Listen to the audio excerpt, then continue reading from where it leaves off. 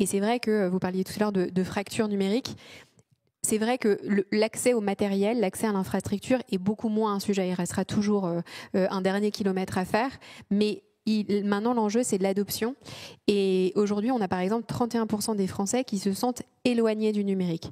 Maintenant, on parle d'éloignement numérique pour qualifier les personnes qui ont l'impression que le numérique, et en ce compris l'IA, ne permet pas, n'arrive pas à avoir les opportunités de saisir justement les opportunités du numérique et de l'IA.